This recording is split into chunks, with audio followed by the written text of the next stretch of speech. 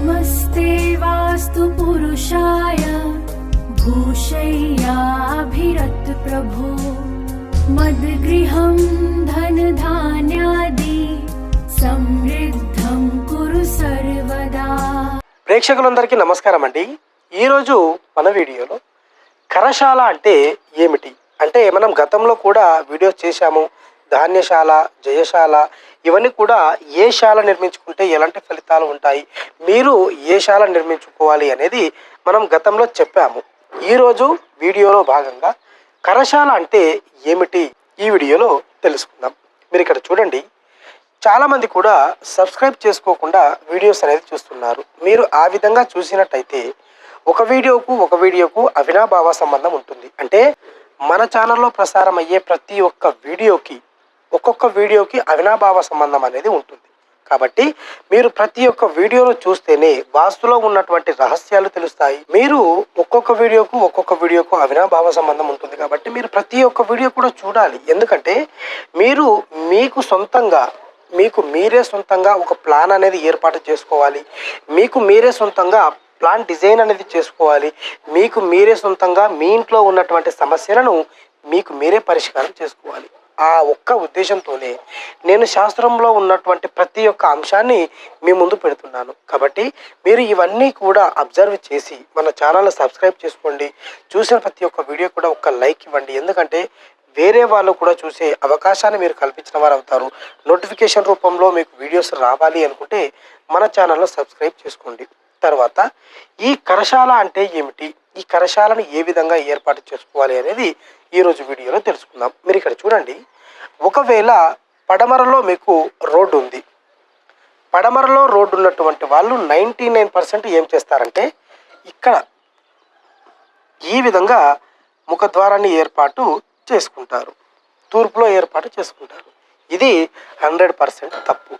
ఎందుకంటే మీకు ఎటువైపు అయితే రోడ్డు ఉందో ఆ రోడ్డును అనుసరించే మీరు ముఖద్వారాన్ని ఏర్పాటు చేయాలి। మరి ఓన్లీ పడమరలో రోడ్డు ఉండి పడమరలో ముఖద్వారాన్ని ఏర్పాటు చేసుకున్నటువంటి ఇంటిని కరగృహము అంటారు, కరశాల। ఇది సంపత్తి నాశనాన్ని కలిగిస్తుంది అని చెప్పి శాస్త్రంలో ఉంది। కాబట్టి ఒకవేళ మీరు పడమరలో రోడ్డు ఉన్నవారైతే పడమరలో సింహద్వారాన్ని కేవలం ఏర్పాటు చేసుకోవాలి। మరి పడమర ఫేసింగ్ వాళ్ళు ఏ విధంగా ఏర్పాటు చేసుకోవాలి మరొక వీడియోలో నేను మీకు స్పష్టంగా చెప్తాను। మీరు దయచేసి పడమరలో రోడ్డు ఉన్నటువంటి వాళ్ళు కేవలం అంటే మీరు ఇక్కడ చూడండి, ఇక్కడ దక్షిణానికి విండో అనేది ఉంటుంది, తూర్పులో విండో అనేది ఉంటుంది, ఉత్తరంలో విండో అనేది ఉంటుంది, ఎక్కడ కూడా సింహద్వారాలు ఉండవు। దీనిని మాత్రమే కరశాల అంటారు। చాలామంది కూడా ఈ విధంగా ఇప్పుడు ఏర్పాటు చేసుకోవట్లేదు।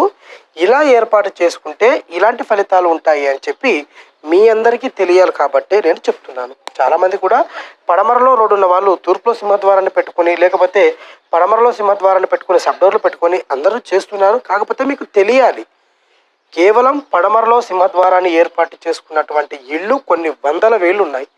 మీకు పట్టణంలో అంటే బహుశా దొరకకపోవచ్చు, కానీ పల్లెటూర్లలో చూడండి, పల్లెటూర్లలో కేవలం పడమరకై సింహద్వారాన్ని ఏర్పాటు చేసుకొని పడమరలో రోడ్డు ఉన్నటువంటి ఇల్లు కొన్ని వేల ఇల్లు మనం చూసాము।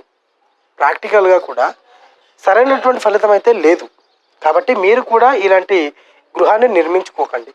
కేవలం నేను మళ్ళీ చెప్తున్నాను, చూడండి, సింహద్వారం వల్లనే ఈ ఫలితాలు అనేది రాదు। నేను ప్రతి ఒక్క వీడియోలో కూడా చెప్తున్నాను, ఈ ఫలితాలు అనేటివి అనేక రకాలైనటువంటి కండిషన్స్కి బేస్ అయి ఉంటుంది।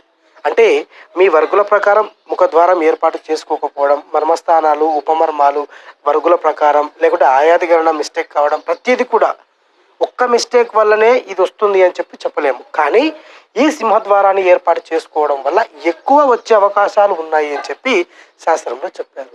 కాబట్టి మీరు ఇలాంటి మిస్టేక్ చేయకండి, ఇలాంటి గృహాన్ని చేయకండి, వీటి నుంచి బయటపడండి।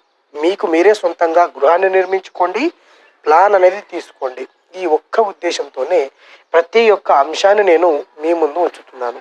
కాబట్టి ప్రతి ఒక్క వీడియో చూడండి, లైక్ చేయండి, గంట బొమ్మను యాక్టివేషన్ చేసుకోండి। మరొక వీడియోతో మళ్ళీ కలుద్దాం।